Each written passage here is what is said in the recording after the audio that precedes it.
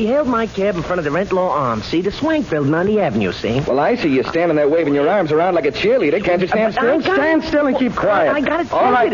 Now, wait a minute. Go on, cabby. Go on. You picked this fella up in front of the Rent Law Arms. Yeah, a swell dresser, too. Lots of money. You could see. Well, I could tell by his clothes, see? A good fit, good material. I know clothes, see? All right, where's the body? Who was murdered or who did the shooting? Now, this is the homicide department, you know. Well, I don't care what department it is as long as it's police. And it says police outside in the street. Never mind.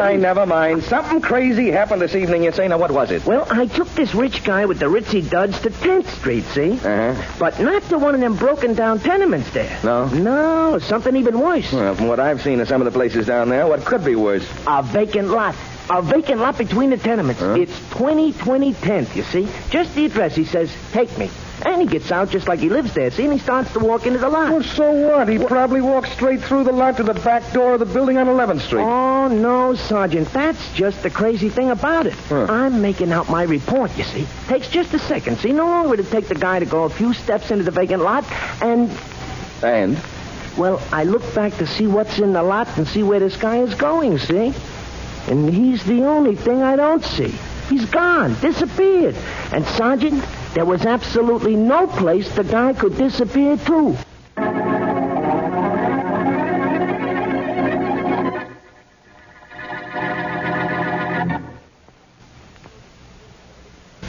But now on to Dick Colmar as Boston Blackie. Enemy to those who make him an enemy. Friend to those who have no friend.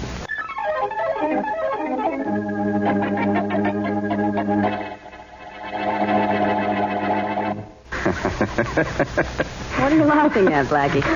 The story in the newspaper, Mary. What is it? A cab driver took a man from the Rent Law Arms to a vacant lot at 2020 10th Street. Look, what a neighborhood that is. The cabbie's passenger must have thought so, too, because he disappeared. Oh, without paying his fare? No, without going any further than the middle of the lot.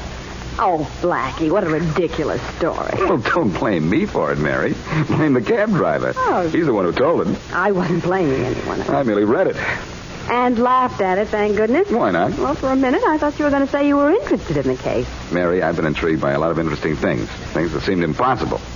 But this doesn't interest me a bit, because what this cabbie claims his passenger did absolutely and positively can't be done. Right. Except what? I'm suddenly developing a conviction that it was.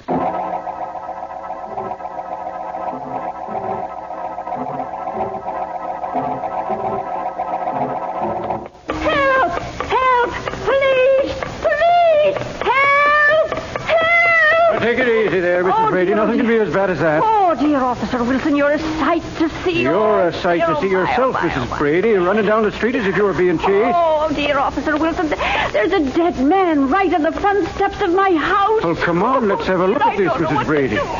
Who is the man? One of the tenants in the building? Oh, I don't know. I couldn't bear to look. I was just sitting on my stoop enjoying the fresh air after the rain and talking with my nephew when this body appeared out of nowhere on the steps before me. Well, you certainly have a crowd in front of your building, Mrs. Brady. We'll have to push our way through. Well, I'll help you, Officer Wilson. Get back there, Kevin. Come on, get back. Get back there. Get back there. I've got Officer Wilson here with me to look after the poor man. Somebody go for a doctor right away. The fellow might still be alive. I'll get him.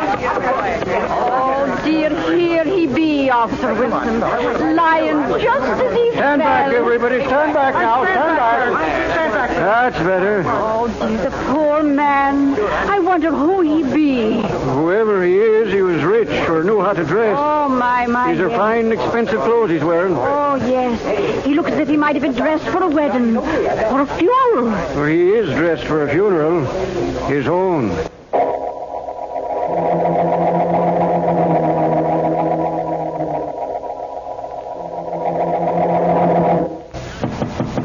Come in. Oh, Inspector Faraday. Come in, Matthews. Any word from the Identification Bureau on that man found dead on 11th Street? Yes, sir. That's one of the several things I came to tell you. There's nothing on him at the Identification Bureau. Oh, fine. Yeah. What else? Well, we found these little slips of paper in the dead man's clothing, hidden in a secret inside pocket. Clues, you think? Well, I don't know to what. Huh? Yeah, here's one that says Lotsley, 25. What? Yeah, here's another that says Medican, 10. And another one saying Larkin 50. Larkin? Yeah, they're written in ink, a man's hand, maybe the dead man's. Well, I don't know what they mean. Yeah, me too. Anything else? Yeah, the medical examiner said the guy died of a fractured larynx and crushed windpipe. That's a big help. What else? Well, nothing else, except that marks on the dead man's fingers show that he normally wore 2 big rings. And they're missing like everything else, huh? Yep. Identification, money, jewelry, the works. That's right, which might mean that it was murder in the act of robbery. Probably. Yeah. I wish I knew who the dead guy was, though. Me too. Might explain why he was in 11th Street and dressed as well as he was. Could be. Hey, maybe this ties up with that crazy story the cab driver told you. Well, maybe. Anyhow, I'll contact the Missing Persons Bureau, Inspector. They might... I've already done that. No dice. Well, it looks as if we're going to have a tough time finding out who the man was. Yeah, Matthews, we have a body without a name. But I want that name. I've got to have it. Sure do. It's awful tough to find the killer, unless I find out who's been killed.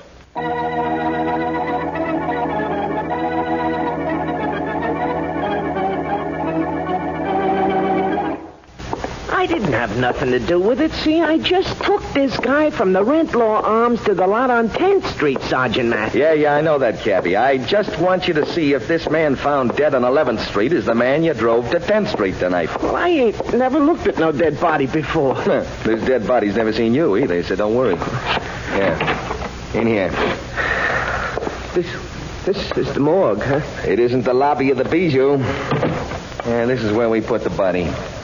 All right, come on over here. Well, I'd sooner watch from over here. See, it's closer to the door, see? I said come here. We want to know if this is the guy you took to 10th Street tonight, and you can't identify him from way over there. Yeah, but I've got good eyesight. I can see a mile, see? All I want you to see is if this is the same man. Oh. Hey, open your eyes, will you, and tell me if you know this guy. Well, open both of them and take a good look. Well, how can I take a good look at something that ain't good? Was this the guy you drove to the lot on 10th Street? That's him, all right. He disappeared from the lot, and now he disappeared from the world.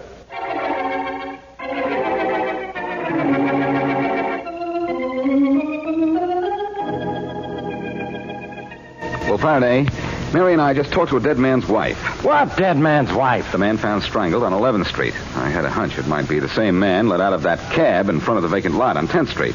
I read the story of how he disappeared. And it told the address where the cab driver had picked him up, so we decided to come here and find out who he was, which we did. You did, huh? Yes, well, that's what I was about to do. What was his name? Richard Allistar. Mrs. Allistar thinks it was her husband who was found dead. She had an idea it was her husband when she heard a description of his clothing on the radio. Matthews just took that cabbie to the morgue, and he identified the body as that of the man he took to the lot on 10th Street. Uh-huh. If this woman's husband has disappeared, it's Allistar, all right. Then we know who the dead man was, don't we? Yeah, but that's all we know. There wasn't anything in his clothing but these crazy pieces of paper. Oh, what are they, Inspector? Just scraps? Not quite, Miss Wesley, but they might as well be for all the good they do me. May I see them, Faraday? Yeah, go ahead, here. Thanks. Names and numbers on them. Odd names, aren't they? Nothing but. Lotsley, Medekin, Larkin. I suppose you know exactly what they mean, too, don't you, genius? No, Faraday, I haven't the slightest idea, but I'll tell you something I do know. What? If we take a look at that vacant yard at 2020 10th Street where Allistar disappeared, we may find out a lot about this case.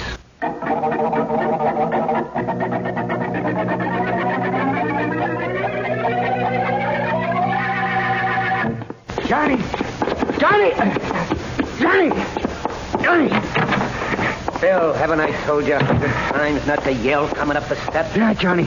But I just heard on the radio in one of the apartments under us in Mrs. Brady's where the door was open. Yeah? They know who was killed tonight. They know it was Allistar. No. There's nothing to get excited about. Here. Here's your cut from the dough we took from Allistar. Maybe that'll cool you down. Thanks. Johnny, is this all I get? You know that's all you ever get. But you get so much more. All I get is... Enough to keep you out of trouble. Not so much you'll get into trouble. He got rid of his jewelry, his paper and things? Yeah, but I want some dough to buy clothes and stuff. You got a suit, ain't you? Yeah, Now quit scraping. All you need's pocket money, so all you get's pocket money. Now help me pack. We're leaving? Uh-huh. And you are scared the cops will find out Allistar was up here, ain't you? No, Billy boy. Just playing it safe. Uh-huh. Even if the cops find out he was killed right here in this building, they'll never find out how he got in this room.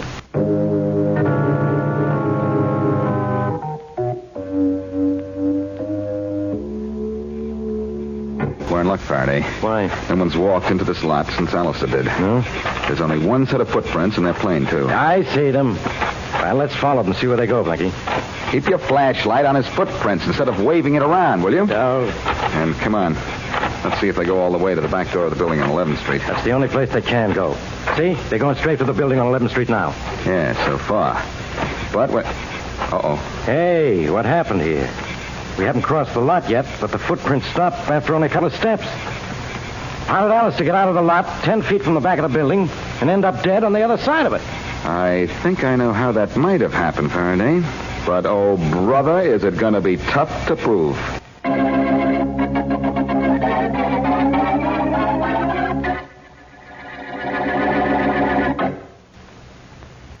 And now back to Boston Blackie.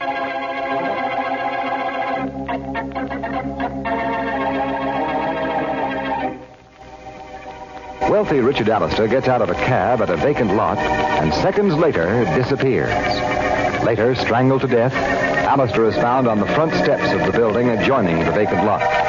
Boston Blackie and Inspector Faraday find, however, that Allistar walked only a few steps into the lot where he stopped. As we return to our story, Johnny Kane and his frightened friend, Billy Evans, have moved from their rooms on 11th Street and are in their new hideout. I'm still scared, Johnny. I'm still scared they'll find us. That was Boston Blackie and the inspector in the lot on 10th Street while we were moving out. Yeah, I heard him talking while we still had the window open, too. Yeah, well, What are you worrying about, Bill? they'll find out Allistar was in our room, and then they'll find us. They aren't going to find us because they'll never figure out how Allistar got from that lot into our room without leaving any footprints. Hey, what do you got in your hand? Nothing. I heard something jiggling in your hand. Let me see what it is, Billy. All right. I just couldn't toss the jewelry in the sewer like you said. What? You don't give me much dough, so I thought I'd keep them instead. This stuff, huh? Hey. Allistar's rings and watch and chain and other stuff. I told you to take everything of his and throw it away. I threw the wallet and his papers away, Johnny, but I just couldn't... No, Johnny, don't hit me. Well, then do what you're told. Go out and toss that stuff in a sewer somewhere. All right, Johnny. But what about Blackie and that police inspector? Well, I'm not worried about them, Billy. We'll never know what happened in the middle of that lot down there.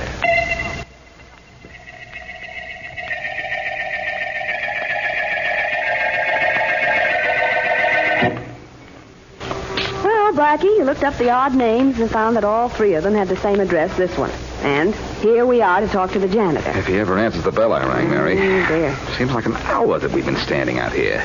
Well, that's because my company is so pleasant. Actually, it's only been 30 seconds. And besides, I'm not... You're the janitor in this building? I sure ain't the owner wearing overalls because I like to rough it, son. Well, do you mind if we ask you a few questions? You ask the questions, Blackie. I'll just listen for answers. That's really what I meant, Mary. Why, son, you're that famous Boston Blackie, ain't you? Thought I seen your face somewhere before. I'm interested in three men named Lotsley, Medekin, and Larkin.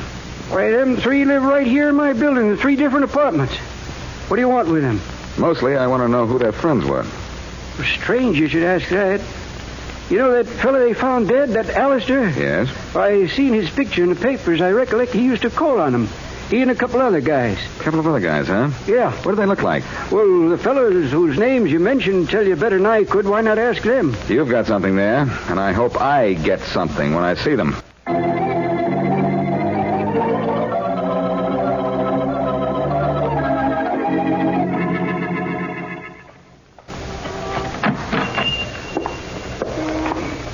You still open for business? Well, I was just closing up, but I think I have time for one more customer. Well, how much will you give me for these rings and this watch and chain? I need some money. Well, let's have a look at them, young man. Sure. Here you are. Mm-hmm. Yeah. Expensive rings, young man. And, fine watch and chain. You must have seen better days, eh? Yeah, a lot better. Hurry up. How much will you give me? Well, excuse me a minute while I look at these in the back room under a different light. Sure, but make it snappy, will you? I'll be right with you, young man.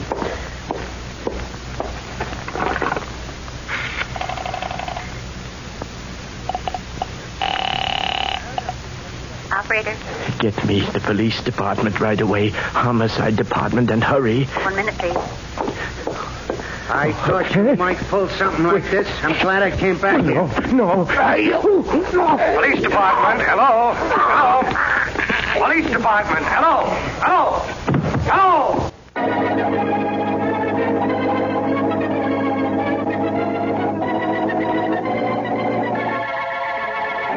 I don't know. Oh, Inspector Faraday, gee, I was hoping you'd get here pretty soon.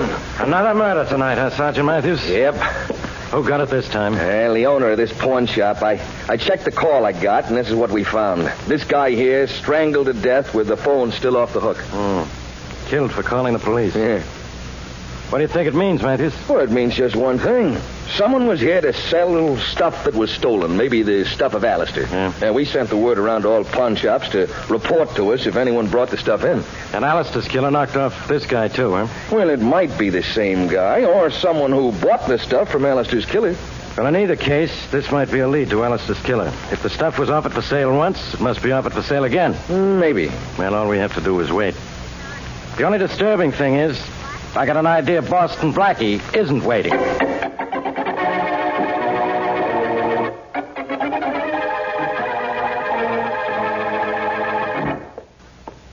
Blackie, you know you haven't said 2 words all the way back to your apartment?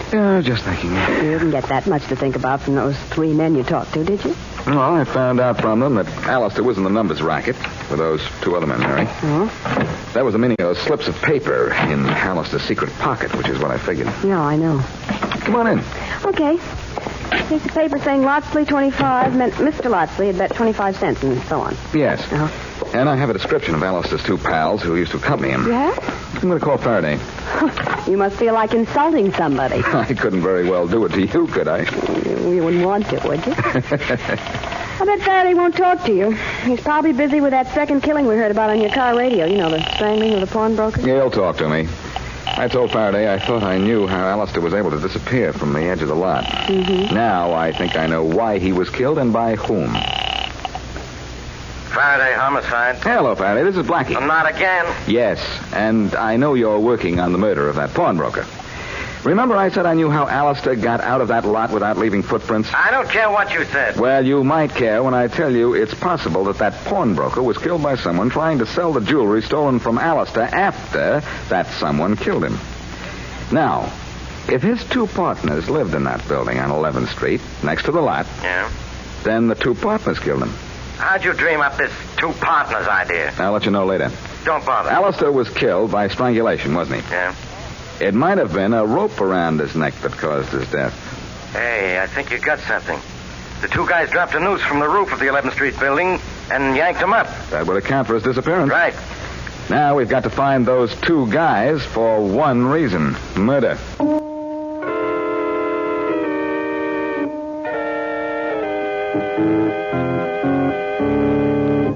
Mrs. Brady, I understand you know everything that goes on in this building. Well, I just sit here in my room with my door open, mind my own business, and the doings of others are plain, Blackie. Well, we know you discovered Mr. Allistar's body in the front of the building, Mrs. Brady. Oh, yes, that I did, yes. Tell me, have you seen anything unusual since the time of the killing, Mrs. Brady? Well, now, you know, those 2 men from the top floor moved out this morning. Really? Yes, they did. They moved out with all their furniture and their baggage, too. Oh, that's very interesting. Yes, they did. And they've been living here, you know, for about 5 years now or more. 2 men, huh? Mm-hmm. What are their names, do you know? Yes, I do now. The one's name was Johnny Kane. He's the tall one, you know, the tall, quiet one. And the little frightened man, you know, he was called Billy Evans. Do you know where they moved to? No, I don't. Nobody knows. They wouldn't tell you. Say, do you think they killed that poor Mr. Allistar? Think it, Mrs. Brady? I know it. I wish I knew where to find them.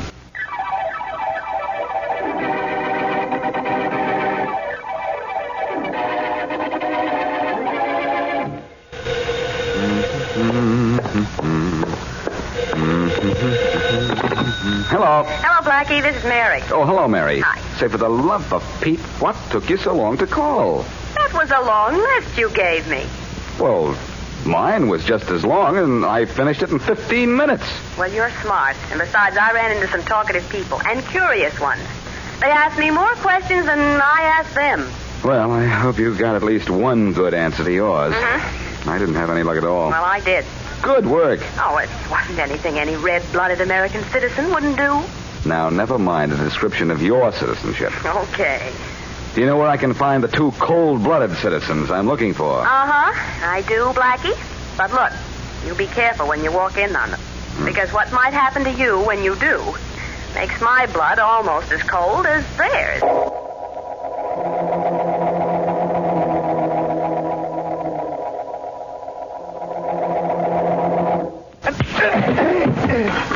Now, come here, Billy. Come on, get up off that floor and come here. No, Johnny, don't knock me around anymore. You killed a guy. Do you understand that? I know, but we killed Allistar, and you didn't get sore about that. Allistar deserved getting killed. He was holding out on it. Yeah. Getting richer every minute, and we have to live in a dump. Well, that pawnbroker was double-crossing me. He was calling the cops. Well, he wouldn't have had to call him if you hadn't tried to sell that stuff to him. Ah, Johnny. All right, now get up.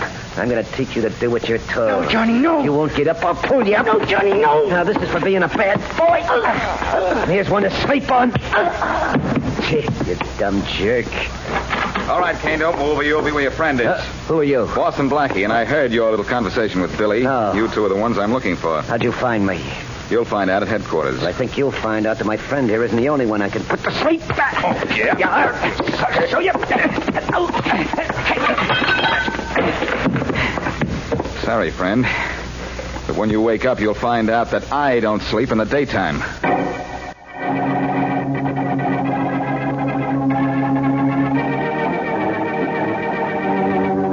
Well, Faraday, aren't you glad you listened to me? As usual, I was right. Okay, go ahead and brag. So you were right, Blackie. Allistar was pulled out of that lot by a rope thrown around his neck. Precisely. Allistar was killed for holding out on Kane and Evans.